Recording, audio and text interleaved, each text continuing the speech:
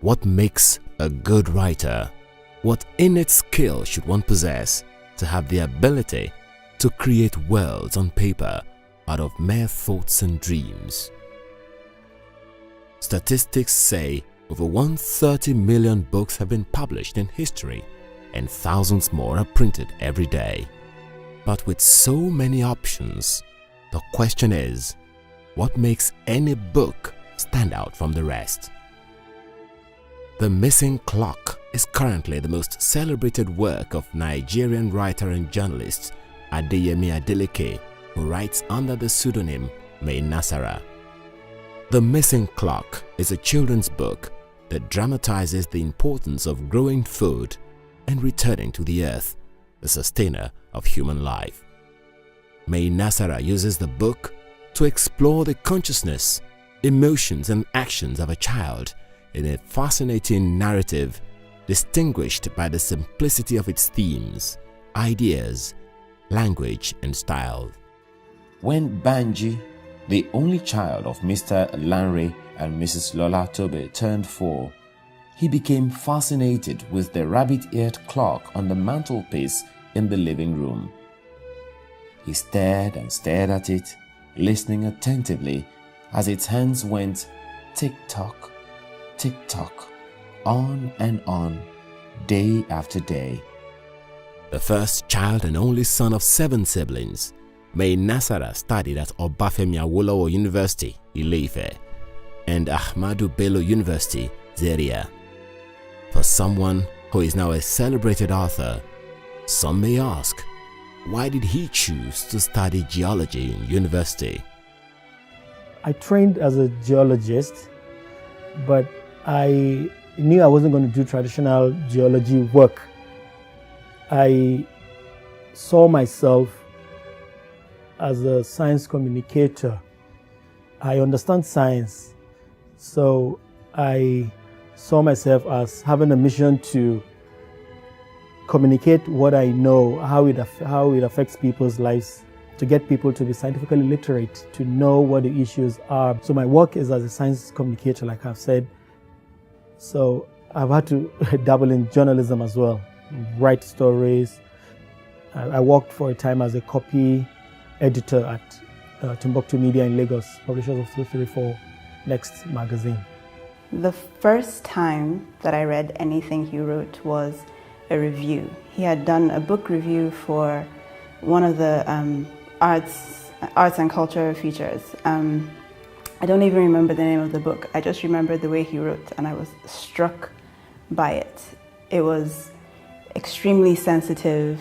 If he were speaking it, it had this lilting sort of tone to it. It completely wrapped me up. I wasn't necessarily interested in reading the book that he was reviewing, but I just wanted to read more of what he had. I think he is a phenomenal writer, and I sent him an email immediately I was done editing saying, I hope you're writing a book because you should be writing a book.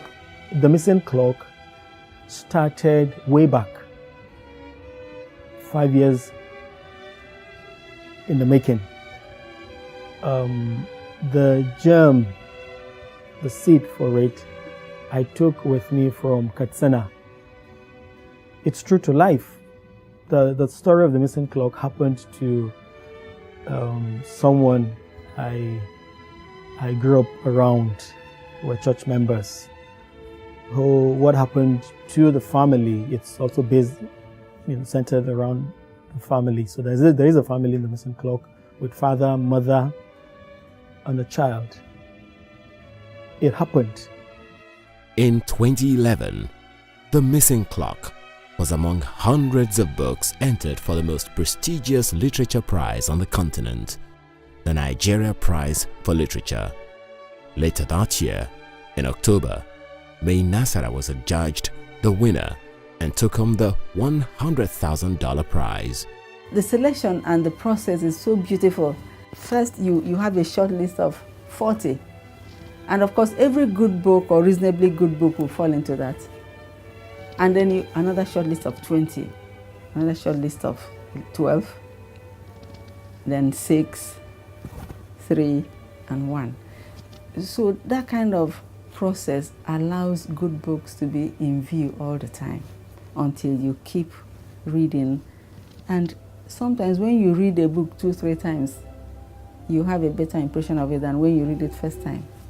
And I think for me, as a person, Mai Nasara's book was like that for me. It came all up on me. You know, I saw the beauty of this book as I read it more and more. That is what really made me happy about that book. Someone called me, the final short list of 3. Ayodele Olofintuade, fantastic fellow, and Junior Obiobasi. So the former Ayodele called me. Congratulations, Mai Nasara, you won. I was shocked and, oh, excuse me, what did you just say? My friend, I said you won.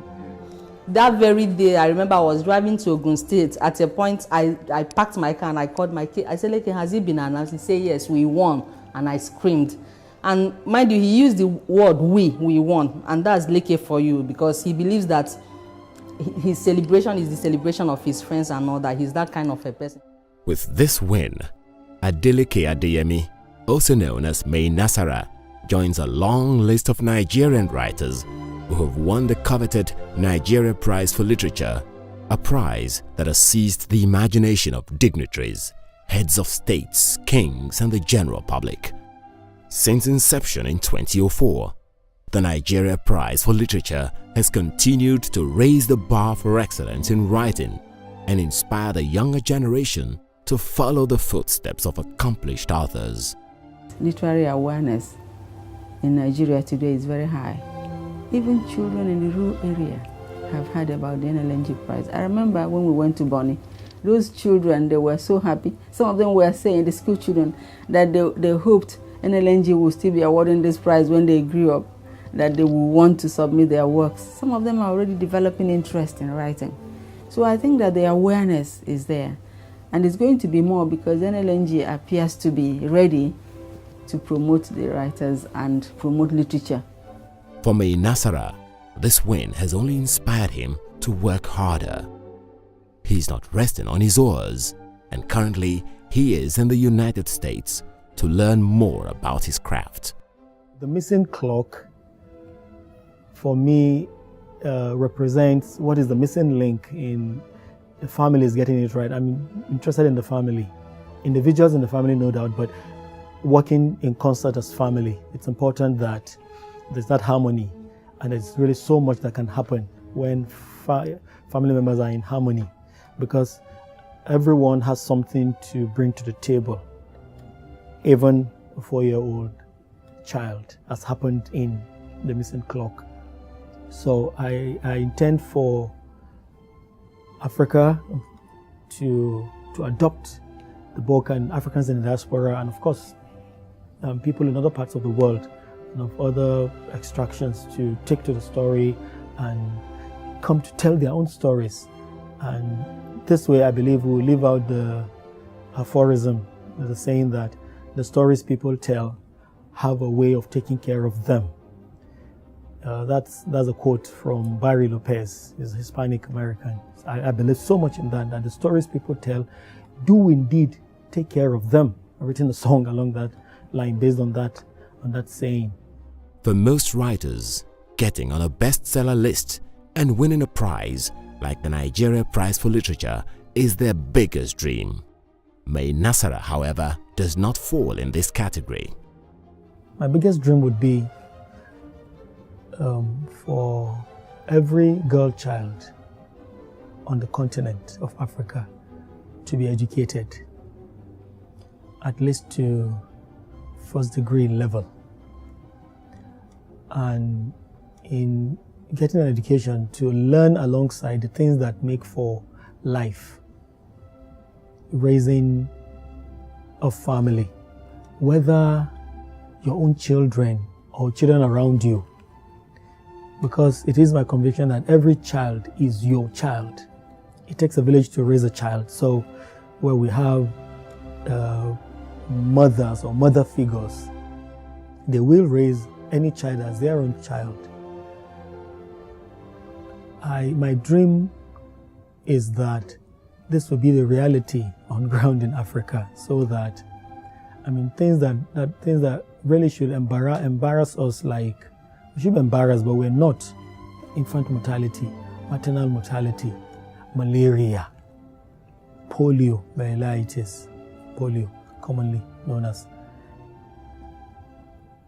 But because I'm convinced that educating the girl child is the way to go to grapple with these challenges, so it really is my dream.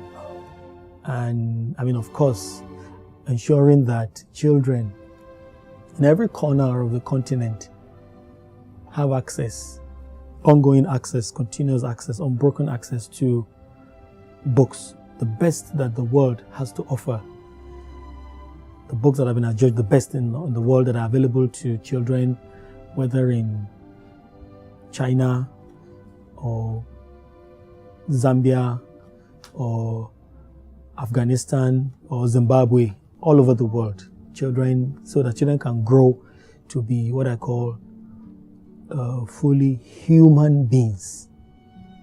To be human is to be down to earth. So that is my dream.